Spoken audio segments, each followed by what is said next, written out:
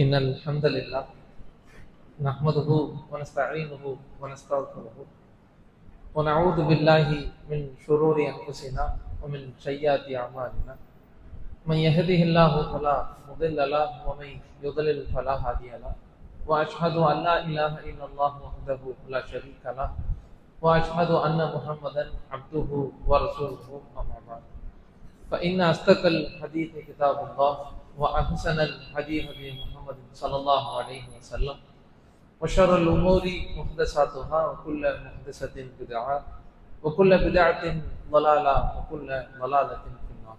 எல்லாம் அல்ல அல்லாஹ்வின் நல்லடியார்களே, அல்லாஹ்வின் மகத்தான பேரருளால் சிறப்புக்குரிய இந்த ஜும்மாவுடைய நாளில் அல்லாஹ்வுடைய இறையினத்தில் அவனை வணங்கி வழிபட வேண்டும். அவனுடைய மார்க்கம் சம்பந்தமான உபதேசங்களை கேட்டு அதன் அடிப்படையில் நம்முடைய வாழ்க்கையை சீரமைத்து இம்மையிலும் மறுமையிலும் வெற்றி பெற வேண்டும் என்ற நல்ல எண்ணத்திலே இங்கே ஒன்று கூடியிருக்கக்கூடிய நம் அனைவரின் மீதும் அந்த ஏக இறைவனின் சாந்தியும் சமாதானமும் வற்றாத பெரும் கருணையும் என்றென்றும் உண்டாகட்டுமாக. கடந்த சில மாதங்களுக்கு முன்பாக நம்முடைய நாட்டில நீட் தேர்வு என்ற ஒரு தேர்வு நடத்தப்பட்டு அதனுடைய கேள்வித்தாள்களை எல்லாம் மிகவும் சிரமப்பட்டு மக்கள் எல்லாம் எழுதி நல்ல ஒரு தேர்வு முடிவை எதிர்பார்த்து கொண்டிருந்த வேளையில மத்தியில ஆளக்கூடிய மிகப்பெரிய ஒரு சூழ்ச்சி ஆட்சியினுடைய விளைவாக அந்த வினாத்தாளானது எந்த நீட் தேர்வை மக்கள் கஷ்டப்பட்டு எழுதினார்களோ அந்த வினாத்தாள் என்ன ஆனது அப்படின்னு சொன்னா வாட்ஸ்அப் மூலமாக குறிப்பிட்ட நபர் வழியாக பல மக்களுக்கு பரவிச்சு. இப்படி இந்த செய்தி பரவன உடனே யாரெல்லாம் கஷ்டப்பட்டு சிரமப்பட்டு இந்த தேர்வை எழுதினாங்களோ அந்த தேர்வு செல்லாது அப்படின்னு ஒரு அறிவிப்பை வெளியிட்டவுடன் பல மக்கள் இதனால் பாதிக்கப்பட்டாங்க. குறிப்பாக மருத்துவ காரியங்களை பொறுத்த வரைக்கும் படாத பாடுபட்டு மாணவ மாணவிகள் எல்லாம் கல்வி கற்றுக்கொண்டிருக்கக்கூடிய வேலையில ஏராளமான முயற்சிகளையும் சிரமங்களையும் அந்த நேரத்தில் அதற்காக வெளிப்படுத்தி அந்த தேர்வை எழுதி இருக்கக்கூடிய நேரத்தில் இப்படி இந்த தேர்வு செல்லாது, இனி ஒரு தேர்வை நாங்கள் வைப்போம் என்று சொன்ன உடனே பல மாணவ அமைப்புகள் இந்திய அளவில் பலவிதமான போராட்டங்களை நடத்துச்சு. அதுல குறிப்பா டெல்லியில் இருக்கக்கூடிய மாணவர் அமைப்பு ஜூன் 20ஆம் தேதி டெல்லியில் இருக்கக்கூடிய ஜந்தர் மந்தர் என்று சொல்லக்கூடிய ஒரு இடத்துல மிகப்பெரிய ஒரு போராட்டத்தை ஆர்ப்பாட்டத்தை தர்ணாக்களை தொடங்கினாங்க. அந்த ஆர்ப்பாட்டமும் போராட்டமும் ஜூலை மாதமும் தொடர்ந்து நடைபெறுகிறது. நாம் இருக்கக்கூடிய இந்த ஜூலை மாதம் வரைக்கும் தொடர்ந்து நடைபெற்று பலவிதமான போராட்டங்கள், உண்ணாவிரத போராட்டங்கள், தர்ணா போராட்டங்கள், மக்கள் தங்களுடைய கொந்தளிப்புகளை பல வகையில வெளிப்படுத்தி இந்த தேர்வை மிகப்பெரிய அளவிலே மோசடி செய்த, இந்த வினாத்தாள்களை வெளியிட்ட, அதற்கு முக்கிய காரணமாக இருக்கக்கூடிய இந்த கல்வி அமைச்சர், ஒன்றிய அமைச்சரானவர் பதவி விலகணும், இது போன்ற குளறுபடிகள் எல்லாம் இனி வரக்கூடாதுன்னு சொல்லி பல கோரிக்கைகளை வலியுறுத்தி அந்த மாணவ அமைப்புகள் போராட்டங்களை நடத்தினாங்க. அப்படி நடத்தி கொண்டிருக்கக்கூடிய நேரத்தில அந்த போராட்டத்தினுடைய விளைவாக சமீபத்திலே யார் அந்த கல்வி அமைச்சராக இருந்தாரோ அவர் ராஜினாமா செய்யக்கூடிய அளவிற்கு மாணவர்களுடைய போராட்டம் உத்வேகம் அடைந்தது அப்படின்னு ஒரு பக்கம் இந்த ஒரு பார்வையானது நம்மிடத்துல இருக்கின்றது. ஆனால் இன்னொரு பக்கம் நாம் சிந்திக்க வேண்டிய இன்றைய ஜும்மாவுடைய நாளில் எதற்காக இந்த ஒரு தலைப்பை பற்றி எதற்காக இது குறித்து பேச வேண்டும் என்பது குறித்து நாம் யோசிக்க வேண்டும் என்பதற்காக இன்னொரு பகுதியை இந்த இடத்துல நாம் சொல்ல கடமைப்பட்டிருக்கிறோம். இப்படி மாணவர் அமைப்புகள் எல்லாம் அந்த டெல்லி ஜந்தர் மந்தர் பகுதியிலே தர்ணா போராட்டத்திலே நடத்தி கொண்டிருந்த சூழ்நிலையிலே அந்த மாணவர்களுக்கு யாரெல்லாம் பொதுவாக வருகின்றார்களோ அவர்களுக்கு என்று சொல்லி தங்குவதற்கு இடம், அங்கு குடிப்பதற்கு உணவு, சாப்பிடுவதற்கு எல்லா விதமான ஏற்பாடுகளையும் பல தன்னார்வ அமைப்புகள் செஞ்சாங்க. அதுல உத்தரப்பிரதேச மாநிலத்தை சார்ந்த முகமது ஜுனைத் என்று சொல்லக்கூடிய இளைஞரும் அவருடைய கை காசை போட்டு அவருடைய சொந்த செலவுல அங்க இருக்கக்கூடிய மக்களுக்கு ஏராளமான உதவிகளை பல நாட்களாக ஒரு மாதத்துக்கு நெருக்கமான வகையில உதவிகளை செஞ்சுட்டு வர்றாங்க. அப்படி செஞ்சதனுடைய விளைவாகத்தான் இவ்வளவு பெரிய போராட்டமும் உத்வேகம் எடுத்து மக்கள் நிம்மதியாக அந்த இடத்துல இருந்து பலவிதமான கொந்தளிப்புகளுக்கு காரணமாகவும் அந்த சூழலானது அமைஞ்சது. இப்படி எல்லா விதமான உதவிகளையும் அந்த உணவுகளையும் எல்லா விதமான பங்களிப்புகளையும் கொடுத்த அந்த முகமது ஜுனைத் என்ற அந்த நபர் மட்டும் உத்தரப்பிரதேச மாநிலத்தில் இருக்கக்கூடிய காவல்துறையினால கைது செய்யப்படுறாங்க. அவருடைய சொந்தக்காரங்க கைது செய்யப்படுறாங்க. என்ன காரணம் அப்படின்னு சொன்னா, இப்படி எல்லாம் நீ அந்த மக்களுக்கெல்லாம் போய் உதவி செஞ்சில்ல, உனக்கு எங்க இருந்து காசு வந்துச்சு, உன்னை யார் இதை செய்ய சொன்னா, என்ன காரணத்துக்காக நீ மட்டும் அங்க போனேன்னு சொல்லி யாரெல்லாமோ அங்க உதவிகளை செய்யறாங்க. ஆனால் அவர்களுக்கெல்லாம் நடக்காத ஒரு துர்பாக்கியம், அவர்களுக்கெல்லாம் நடக்காத ஒரு விசாரணை இந்த குறிப்பிட்ட முகமது ஜுனைத் மேல மட்டும் ஏற்படுத்தி கைது செய்து சிறையில் அடித்து மிகப்பெரிய தொந்தரவுகளை கொடுத்து, அவர் மட்டும் இல்லாம அவருடைய மாமன் மச்சான் என்று சொல்லி யாரெல்லாம் இருக்கிறாங்களோ அவங்களையும் சேர்ந்து கைது செய்து மிகப்பெரிய ஒரு வருத்தத்தை அந்த நாட்டினுடைய அரசு செய்தது. உடனே இந்த ஒரு தகவல் மக்கள் மத்தியில பரவலா போகுது. போன உடனே நம்முடைய சமூக மக்கள் மத்தியிலேயே இருக்கக்கூடிய சிந்தனை என்ன அப்படின்னா, இப்படி எதுக்குப்பா நாம முஸ்லீமா இருந்துட்டு அடுத்தவங்களுக்கு போய் உதவி செய்யணும்? பிற மத சமூக மக்களை பொறுத்த வரைக்கும் நம்ம கிட்ட இருந்து எல்லாத்தையும் அனுபவிச்சுட்டான்னு தானப்பா இருக்கிறாங்க.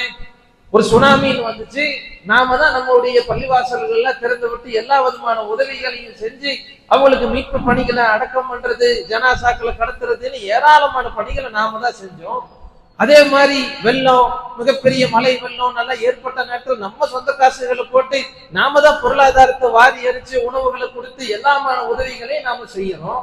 கொரோனா காலத்துல பெத்த தாய் தகப்ப முகத்த கூட வந்து தொட்டு பார்க்காத நேரத்துல நாம தானப்பா முன்னாடி போய் நின்று எல்லா விதமான உதவிகளையும் செஞ்சு என்ன அடக்கம் எல்லா விதமான பங்களிப்புகளை நாம செஞ்சாலும் அந்த மக்களிடத்துல இருந்து நமக்கு ஏதாவது நன்றி இருக்குதா? ஏதாவது அவர்களிடத்துல விசுவாசம் இருக்குதா? அவர்களிடத்துல ஏதாவது நமக்கு நல்ல மதிப்பு இருக்குதா? அப்போ நம்மள தீவிரவாதின்னு தானே சொல்றான், நம்மள பயங்கரவாதின்னு. நமக்கு ஏதாவது ஒரு பிரச்சனை வந்து நிக்கிறான்னா எல்லா உதவியையும் வாங்கிட்டு வாங்கிட்டு வாங்கிட்டு பாய்மார்கள் தாய்மார்கள்னு சொல்லக்கூடிய அளவுக்கு எல்லா விதமான புகழாரம் எல்லாம் நமக்கு ஒரு பக்கம் கொடுத்தாலும் நம்மளுக்குன்னு ஒரு பிரச்சனை, நமக்குன்னு ஒரு சிரமம், நமக்குன்னு ஒரு அநீதி வரும்போது எவனாவது வாய் திறக்கிறான்னா எந்த விதமான நன்றி விசுவாசமாவது இருக்குதா யாருக்காவது என்று சொல்லி பொதுவாக நம்முடைய மக்கள் மத்தியிலே வலைதளங்களிலே சோசியல் மீடியாக்கள்ல இந்த வார்த்தைகள் பதியப்பட்டு இப்படி நன்மை செய்யறதே பெரிய பாவத்தை போல, இப்படி நாம நடந்து கொள்றது, இப்படி மக்களுக்கு ஒரு பொருளாதார உதவியோ உடலாலான உதவியோ இதையெல்லாம் செய்யறது இனி என்னத்துக்குலாம் இதையெல்லாம் நம்ம போய் செஞ்சுட்டு நாம உண்டு நம்ம வேலை உண்டு நம்ம பார்த்துட்டு நம்ம குடும்பத்தை கவனிச்சுட்டு போயிருவோங்கப்பா என்று சொல்லக்கூடிய அளவுக்கு சமூகத்திலே மக்களுடைய மனங்களிலே மாற்றங்கள் ஏற்படுவதை பார்க்கணும். இப்படிப்பட்ட நேரத்திலே ஒரு இஸ்லாமியன், ஒரு முஃமின் எப்படிப்பட்ட பண்புக்கு சொந்தக்காரனாக இருக்க வேண்டும்? அவனுடைய உள்ளத்தில் எப்படிப்பட்ட ஒரு உபதேசத்தை இஸ்லாமிய மார்க்கம் சொல்லி காட்டுகின்றது? இப்படி உதவிகள் செய்யறோம், எந்த நன்றியும் இல்லை, எந்த விதமான ஒரு விசுவாசம் இல்லாத ஒரு சமூகமாக கண்ணுக்கு முன்னால இருக்குது. இப்படிப்பட்ட நேரத்தில் நான் எப்படி நடந்து கொள்வது? ஒரு மூமினானவன், ஒரு முஸ்லிமானவன் எப்படி இந்த விஷயத்தில் கவனத்தை மேற்கொள்ள வேண்டும் என்று மார்க்கம் எனக்கு சொல்லி காட்டுகின்றது என்பதை இந்த ஜும்மாவுடைய நாளிலே சுருக்கமாக தெரிந்து கொள்ள கடமைப்பட்டிருக்கிறோம். பொதுவாக இஸ்லாமிய மார்க்கத்தை பொறுத்தவரை மதம் பார்த்து, ஒரு சமூகம் பார்த்து, நம்மளுடைய மொஹல்லா பார்த்து அல்லது நம்முடைய கட்டமைப்புக்குள் இருக்கக்கூடிய மக்களாக பார்த்து எந்த விதமான உதவியையோ அன்பையோ இரக்கத்தையோ நேசத்தையோ ஒருதலை பட்சமாக இஸ்லாம் ஒரு காலத்திலேயும் செலுத்துவதற்கு அனுமதிக்கலை. யாராக இருந்தாலும் சரி, அது எப்படிப்பட்ட சமூகமாக இருந்தாலும் சரி, நம்முடைய கண்ணுக்கு முன்னால் ஒரு சமூகத்திற்கு உதவி தேவை அப்படின்னா நாம அவர்களுக்கு அன்பு காட்டணும், அப்படின்னா அவர்களிடத்துல நேசத்தை வெளிப்படுத்த வேண்டும் என்று சொன்னால் நாம் ஒரு முஸ்லிம் அடிப்படையில் அவன் உதவி செய்யக்கூடியவனாக இருக்க வேண்டும், அன்பு காட்டக்கூடியவனாக இருக்க வேண்டும், நேசம் காட்டக்கூடியவனாக இருக்க வேண்டுமே தவிர அது ஜாதி மதம் மொழி அந்த கூட்டம் இந்த கூட்டம் என்று பார்க்கக்கூடியவனாக இருக்கக்கூடாது என்று மார்க்கம் நமக்கு ஒரு அடிப்படையை சொல்லி காட்டுகின்றது. அல்லாஹ்வின் தூதர் நபிகள் நாயகம் ஸல்லல்லாஹு அலைஹி வஸல்லம் அவர்கள் சொல்லி காட்டுகின்றார்கள். புகாரி என்ற ஹதீஸ் கிதாபிலே 13வது செய்தியாக இது இடம்பெற்றிருக்கின்றது. அல்லாஹ்வின் தூதர் சொல்கின்றார்கள், லா யுமினு அஹதுக்கும் ஹத்தா யுஹிப்ப இல்லை அஹீஹி மா யுஹிப்ப லி நஃப்ஸிஹி. ஒருவன் ஈமான் கொண்ட அடியானாக அவன் ஆகவே முடியாது. எப்ப தனக்கு விரும்புவதையே தன்னுடைய சகோதரனுக்கும் ஒருவன் விரும்பாதவரை அவன் உண்மையான இறை நம்பிக்கை கொண்ட அடியானாக மாற முடியாது. அவனுடைய உள்ளத்தில் ஆழமாக இருக்க வேண்டிய ஒரு மூமியினுடைய உள்ளத்தில் தொழுகை எப்படி முக்கியமோ, நோன்பு எப்படி முக்கியமோ, குர்ஆன் ஓதுவது எப்படி முக்கியமோ, ஜகாத் கொடுப்பது எப்படி முக்கியமோ, இதுவெல்லாம் ஒரு மூமியினுடைய பண்பை எப்படி நிர்மாணிக்குமோ, அதே போன்று அல்லாஹ்வுடைய தூதர் சொல்றாங்க, நாம மூமினா நாம் உண்மையிலேயே அல்லாஹ்வை அஞ்சி வாழ்றோமா, அல்லாஹ்வுக்கு கட்டுப்பட்டு வாழ்றோங்கிற ஒரு மூமியினாக நாம் இருக்கின்றோம் என்றால் நம்முடைய உள்ளத்தில் என்ன சிந்தனை இருக்கணும்னா, எனக்கு நான் ஒண்ணு நல்லதுன்னு நினைக்கிறேன், அது மற்றவங்களுக்கும் நான் நினைக்கணும். இதுவும் ஒருபடி மேலாக அல்லாஹ்வுடைய தூதர் சொல்கின்றார்கள், அத்தீனுன் நசீஹா, இஸ்லாம் என்றாலே பிறர் நலம் நாடுவதுதான். இஸ்லாம்னாலே என்ன? அது தன்னலம், சுயநலம், நான் மட்டும் நல்லா இருந்தா போதும் என்று நினைப்பதற்கு பெயர் இஸ்லாமே கிடையாது. இஸ்லாம்னால என்ன அப்படின்னு சொன்னா, பிற மக்கள் நல்லா இருக்கணும், அதுக்கு நான் என்ன செய்யணும் என்றுதான் ஒரு மூமின் யோசிக்க வேண்டுமே தவிர ஒரு காலத்திலையும் சுயநலத்தோடு வாழ்ந்துடக்கூடாது. அல்லாஹ் தன்னுடைய திருமறை குர்ஆனிலே சொல்லி காட்டுகின்றான், யார் இந்த உலகத்தில் ஒரு உயிரை வாழ வைக்கின்றாரோ அவர் இந்த உலகத்தில் இருக்கக்கூடிய எல்லா உயிர்களையும் வாழ வைத்தவர் போலாவார். பக்கத்து அன்னமா பக்கத்து அன்னமா அஹயன் நாசு ஜமீஆ, அல்லாஹ் சொல்லி காட்டுகின்றான், யார் ஒரு உயிரை இந்த உலகத்துல வாழ வைக்கிறாங்களோ அவங்க இந்த உலகத்தில் இருக்கக்கூடிய எல்லா உயிரையும் வாழ வச்சதுக்கு சமம். இந்த ஹதீஸ்கள்லாம் படிச்சோமில்லை, இந்த வசனங்கள்லாம் சொன்னமில்லை, இதுல அல்லாஹ்வுடைய தூதர் இந்த சமூகத்தை சார்ந்தவன், இந்த ஒரு இனத்தை சார்ந்தவன், இந்த ஒரு மொழி பேசக்கூடியவன் அல்லாஹ்வுடைய தூதர் சொன்னார்களா என்றால் கிடையாது. அல்லாஹ் குர்ஆன்ல சொல்லி காட்டிய ஒரு உயிரை, ஒரு மனிதனை என்று சொல்லி காட்டுகின்றான் என்றால் அது யாராக இருந்தாலும் காப்பாற்ற வேண்டியது, உதவி செய்ய வேண்டியது ஒரு முஸ்லிமுடைய மூமினுடைய கடமை என்று இஸ்லாமிய மார்க்கம் நமக்கு சொல்லி காட்டக்கூடிய இந்த வேளையில நம்முடைய சமூக மக்கள் நாம உதவி செய்யக்கூடிய அந்த ஒரு இதையும் ஒப்பிட்டு பார்த்து விட்டு யோசிச்சு பார்க்கிறோம், நமக்கு சாதகமா யாராவது பாய் எல்லாம் எப்படி உதவி செய்யறாங்க பாத்தீங்கன்னா, நம்ம யாராவது புகழ்ந்தானா நம்மளுடைய உதவியினுடைய தோரணையே வேற மாதிரி இருக்கு. அதே நேரத்தில் நம்ம 4 பேர் திட்டானா, 4 பேர் விமர்சனம் பண்ணிட்டானா, இவங்களுக்கு எதுக்குறா போய் நாம உதவி செய்யணும்னு அப்படியே பின்னாடி திரும்பி போறோமே. இதை மார்க்கம் வன்மையாக கண்டித்து சொல்லி காட்டுகின்றது. ஒரு காலத்திலேயும் இப்படி நாம மதம் பார்த்து மொழி பார்த்து ஒருத்தர் நமக்கு இப்படி செய்யறானே அப்படி பண்றானே என்று சொல்லி ஒரு காலத்திலையும் நாம செய்யக்கூடிய உதவிகளை நிறுத்தக்கூடியவர்களாகவோ நல்ல பண்புகளை மாற்றக்கூடியவர்களாகவோ நாம் ஒரு காலத்திலையும் இருந்துவிடக் கூடாது. இது பிற மத மக்கள் மட்டும் அவங்களிடத்துல மட்டும் இந்த குணம் நம்ம இடத்துல இல்லை. எந்த அளவுக்கு இருக்குதுன்னா, நம்ம குடும்ப அமைப்பு சமூக கட்டமைப்புக்குள்ளேயே பார்த்தோம்னா நம்முடைய பெற்றவங்க, நம்முடைய பிள்ளைங்க, நம்முடைய ஒரு மனைவி மக்கள், நம்முடைய சமூகத்தில் இருக்கக்கூடிய நண்பர்கள், சகோதர சகோதரிகளுக்கு மத்தியில நல்லா வாழ்ந்துட்டு இருக்கும் வரைக்கும் எந்த பிரச்சனையும் கிடையாது. திடீர்னு ஏதாவது ஒரு மனுஷங்களை ஒரு சிரமம் ஏதாவது ஒரு பிரச்சனைகள் ஏற்பட்டுருச்சு அப்படின்னு சொன்னா உடனே என்ன ஆயிருதுன்னா, அத்தனை நாட்களா உதவி செஞ்சுட்டு இருந்த நம்முடைய சமூக மக்கள், பெத்த தாய் தகப்பன், கூட பிறந்த மக்கள், சகோதர சகோதரிக, எத்தனை கணவன் மனைவிகளுக்கு மத்தியிலையும் கூட முகத்தை கூட நான் பார்க்க மாட்டேன். இனி நான் அவங்களுக்கு எந்த விதமான உறவு எனக்கு கிடையாது, எனக்கு அந்த குடும்பத்தோட எந்த தொடர்பு கிடையாது, இனி நான் எந்த விதமான உறவை அந்த குடும்பத்துல வச்சுக்க மாட்டேன், மௌத்தானா கூட அந்த ஜனாசாவை நான் பார்க்க மாட்டேன் என்று சொல்லக்கூடிய அளவிற்கு பல மக்கள் அவர்களுடைய வாழ்க்கையில எனக்கு இவன் ஏமாத்திட்டான், எனக்கு இவன் தொந்தரவு தந்துட்டான், என்ன அவதூறு சொல்லிட்டான், எனக்கு இந்த மாதிரி நோவினை செஞ்சுட்டான், எனக்கு இவன் நன்றி மறந்துட்டான், என்னை பார்த்தா ஒரு மரியாதை செலுத்த மாட்டேங்கிறான் என்று சொல்லி ஏராளமான காரணங்களை சொல்லிட்டு பெற்ற தாய் தந்தைகளுக்கு மத்தியிலேயும் மக்களுக்கு மத்தியிலேயும் குடும்ப உறவுகளுக்கு மத்தியிலேயுமே இந்த சூழ்நிலை இந்த பண்பு நம்மிடத்துல இருக்குதுன்னா அப்ப பிற மத மக்களிடத்துல இது எவ்வளவு இருக்கும்? பெற்ற தாய் தகப்பன்கிட்ட, கெட்ட மனைவி மக்கள் கிட்ட, பெற்றெடுத்த மக்கள் கிட்டயே இப்படி இருக்குது அப்படின்னு சொன்னா பிற சமூக மக்கள் மத்தியில நம்முடைய செயல்பாடுகள் எப்படி இருக்கும்? இதை இஸ்லாமிய மார்க்கம் நமக்கு தெளிவாக சொல்லி காட்டுகின்றது.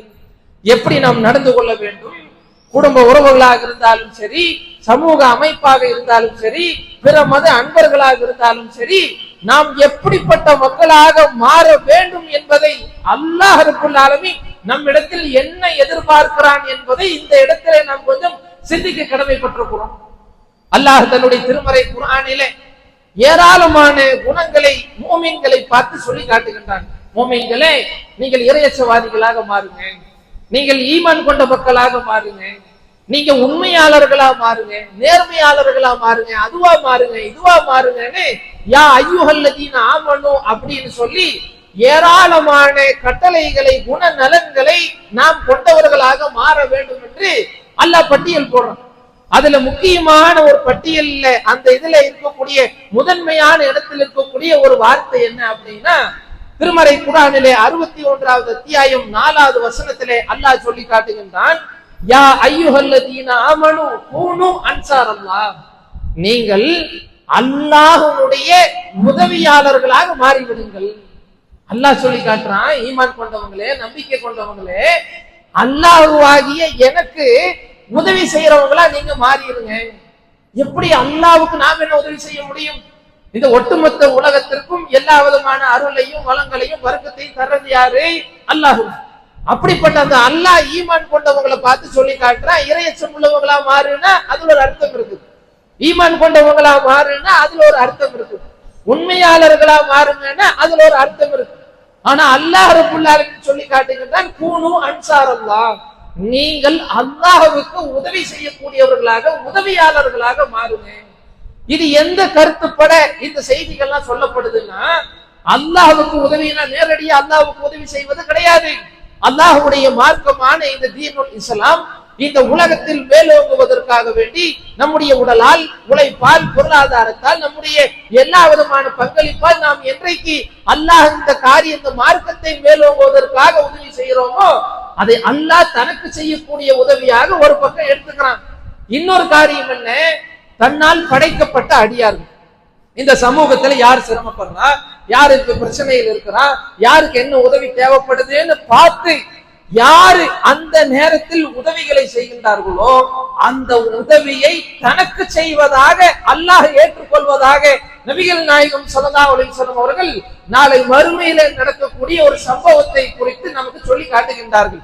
முஸ்லிம் என்ற ஹதீஸ் கிதாபிலே 4661வது செய்தியாக இந்த செய்தி இடம்பெற்றிருக்கின்றது. அல்லாஹ்வுடைய தூதர் நாளை மறுமையிலே அல்லாஹ் ஒரு அடியானை விசாரிப்பான் என்று சொல்லி காட்டுறாங்க. என்ன விசாரிப்பான்? ஒரு அடியான அல்லாஹ் அழைச்சு, நான் ஒரு நாள் நோய்வாய்ப்பட்ட நிலையில உன்னை தேடி வந்து நான் உதவி கேட்டனே, என்ன நோய் நல்லா விசாரிச்சியா அப்படின்னு நல்லா கேட்பான். கேட்ட உடனே அந்த அடியானுக்கு தூக்கி வாரி போட்டுருவோம். அல்லாஹ், உனக்கு நோயா? நீதானே எல்லா நோய்க்கு நிவாரணம் அளிக்கிறவன், உன்னை எப்படி நான் நல விசாரிக்க முடியும்? உனக்கு எப்படி நான் நோய் நிவாரணத்தை பெற்றுத்தர முடியும் என்று கேட்கும் பொழுது அல்லாஹ் சொல்லி காட்டுவானா, அன்றைய தினம் ஒரு நாள் ஒருவன் உடல்நிலை சரியில்லாம இருந்தான் இல்லை, உன்னிடத்தில் உதவி தேடி வந்தான் இல்லை, அவனுக்கு நீ அந்த உதவியை செய்திருந்தால் அங்கே என்னை நீ பார்த்திருப்பாய். இது முதல் நபர்.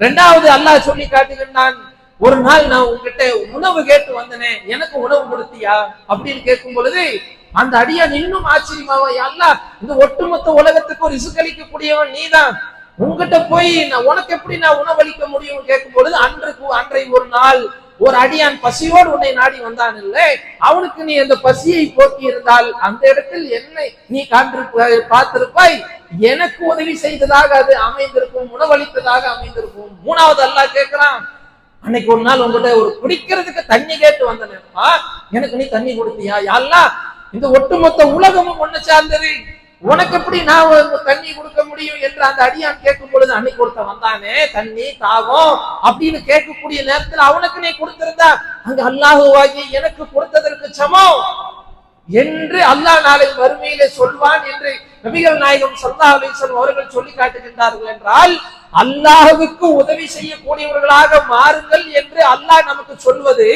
யாருக்கு உதவி செய்வது என்று சொன்னால், அல்லாஹ்வால் படைக்கப்பட்ட அடியார்கள் பசியோடு இருக்கிறாங்களா அவங்களுக்கு உணவு கொடுப்பது, தாகத்தோடு இருக்கின்றார்களா அவர்களுக்கு தாகத்தை போக்குவதற்கு தண்ணீர் கொடுப்பது, அவர்களுக்கு நோய் நலம் பிரச்சனையா உடனடியாக அவர்களை நலம் விசாரிப்பது, பொருளாதார உதவி செய்வது, இன்னும் சமூகத்தில் ஒவ்வொரு மக்களுக்கும் என்னென்ன பிரச்சனைகள் இருக்கின்றதோ அந்த நேரத்தில் ஜாதி மதம் பார்க்காமல் பிற மத அன்பர்கள் அவங்க இவன் நம்மளை வெறுப்பேற்படுத்தினவன், சங்கடப்படுத்தினவன், அது இது என்று எந்த கேட்டகரியும் பார்க்காமல் உதவி என்று யாரேனும் கேட்டு வந்தார்கள் என்றால் அந்த நேரத்தில் நாம் செய்யக்கூடிய உதவி அந்த மனிதருக்கு செய்யக்கூடிய உதவி அல்ல, இது அல்லாஹ்வுக்கு செய்யக்கூடிய உதவி.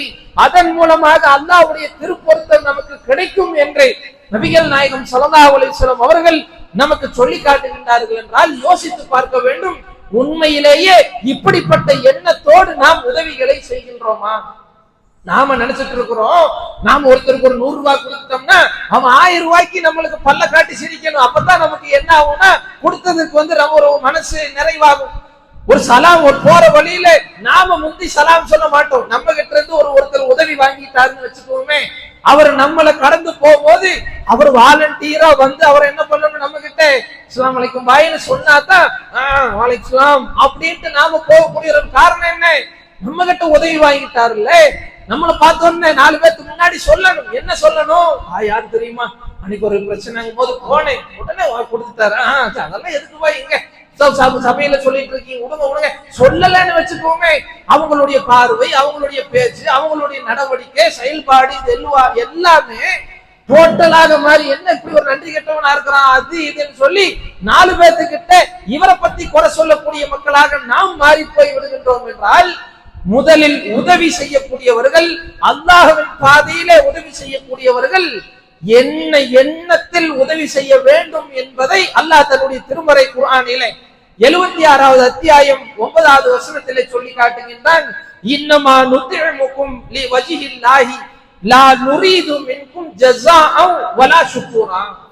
அல்லாஹ் சொல்லி காட்டுகின்றான், உங்களுக்கு நாங்க உணவளிக்கிறோமே, இந்த உதவிகளை செய்யறோமே, யாருக்காக வேண்டி செய்யறோம்னா அல்லாஹ்வுடைய திருப்பொருத்தத்தை பெறுவதற்காக வேண்டித்தான் நாங்கள் செய்கின்றோமே தவிர உங்களிடத்தில் எந்த நன்றியையோ எந்த ஒரு மன மகிழ்ச்சியையோ உங்களிடத்துல நாங்க பிரதிபலனையோ நாங்க எதிர்பார்க்கல. இப்படி சொல்லிட்டு செய்ய என்று அல்லாஹ் ரப்பல் ஆலமீன் தன்னுடைய திருமறை குர்ஆன்ல சொல்லி காட்டுகின்றான்.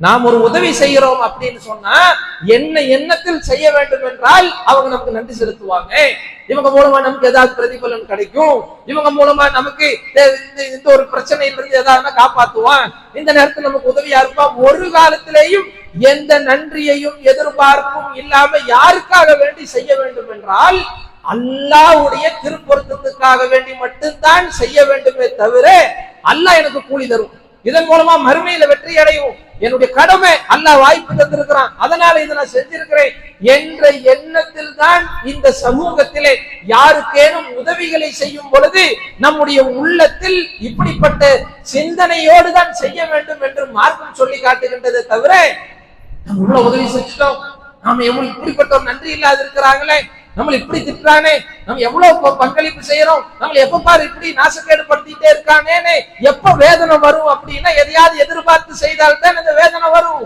அல்லாஹ் அந்த எதிர்பார்ப்பே வேண்டாம், யாரிடத்திலையும் வேண்டாம் என்பதை அல்லாஹ் நமக்கு சொல்லி காட்டுகின்றான். அது பெற்றோராக இருந்தாலும் சரி, பிள்ளைகளாக இருந்தாலும் சரி, சகோதர சகோதரிகளாக இருந்தாலும் சரி, நாம் பெற்றெடுத்த பிள்ளைகளாக இருந்தாலும், மனைவி கணவன் யாராக இருந்தாலும் எதிர்பார்ப்போடு எந்த விதமான உதவிகளையும் செய்திடக்கூடாது.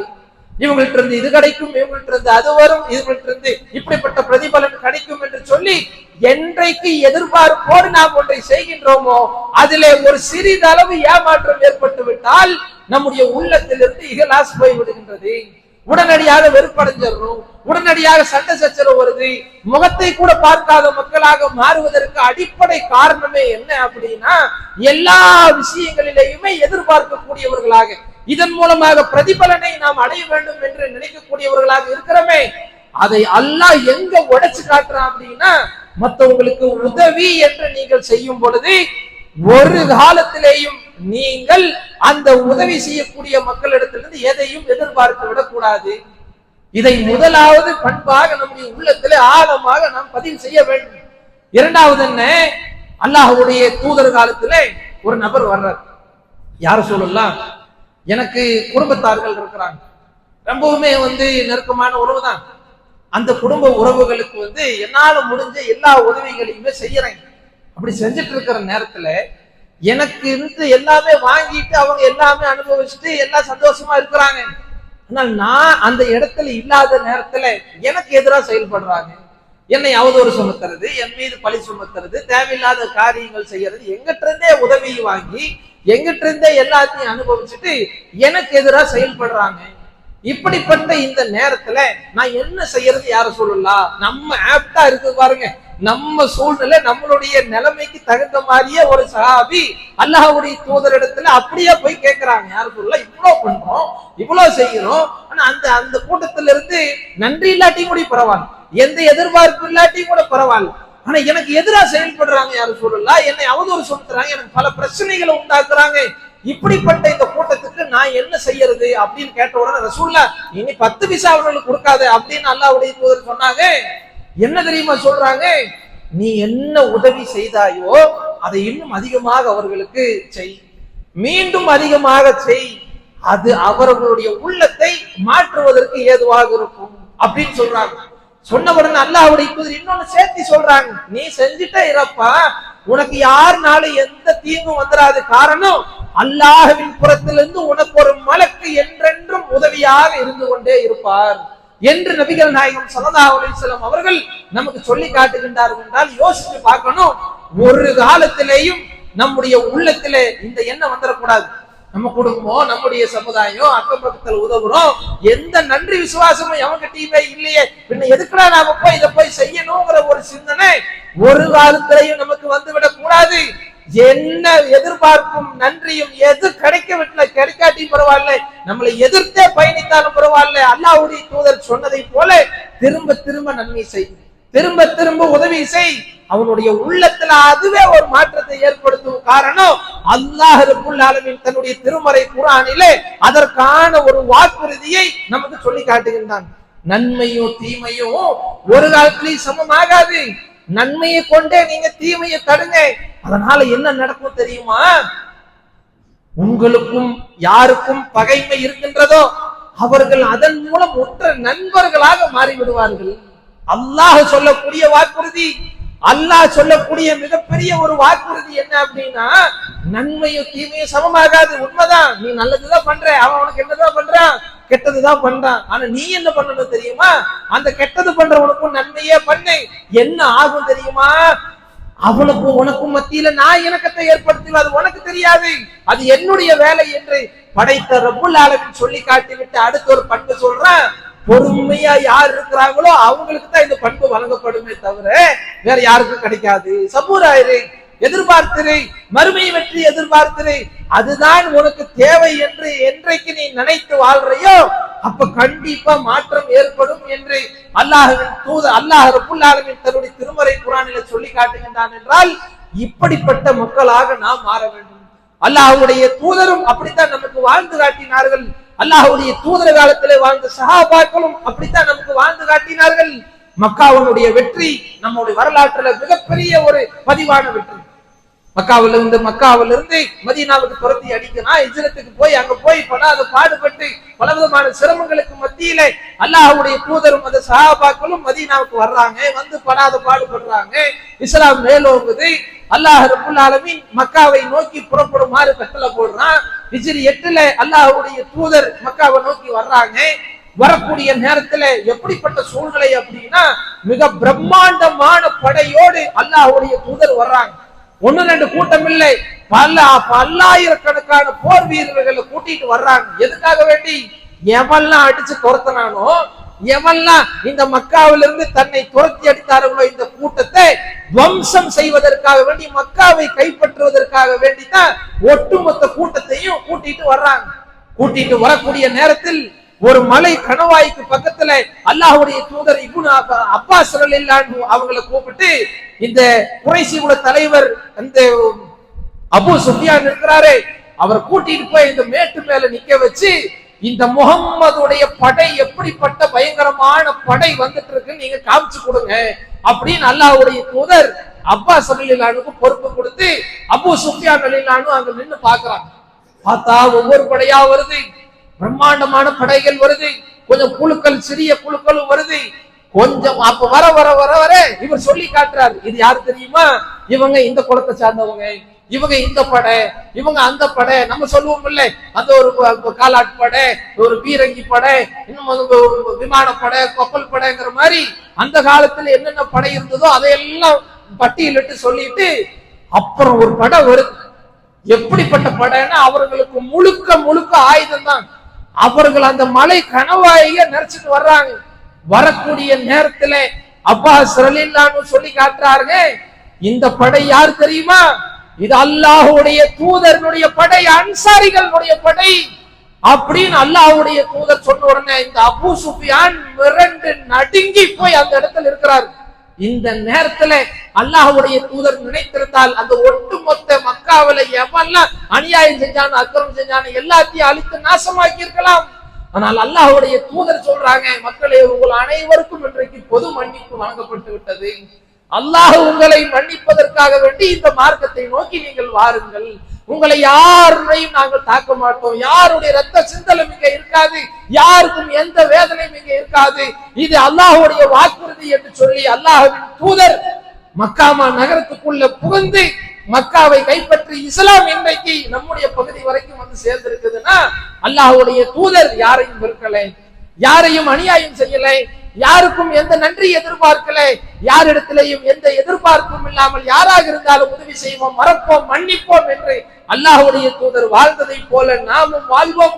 அல்லாஹ்வுக்கு உதவி செய்யக்கூடியவர்களாக, அன்சாரிகளாக, அன்சாருல்லாவாக நாம் ஒவ்வொருவரும் மாறுவோம். அப்படிப்பட்ட நற்பாக்கியத்தை அல்லாஹ் ரப்புல் ஆலமீன் உங்களுக்கும் எனக்கும் உங்களுடைய குடும்பத்தாருக்கும் என்னுடைய குடும்பத்தாருக்கும் தந்தல் புரிவானாக என்று கூறி இந்த ஜும்மாவின் முதல் உரையை நிறைவு செய்கிறோம். வாஹ்ரதவான அல்ஹம்துலில்லாஹி ரப்பில் ஆலமீன். கொஞ்சம் அப்படி முன்னாடி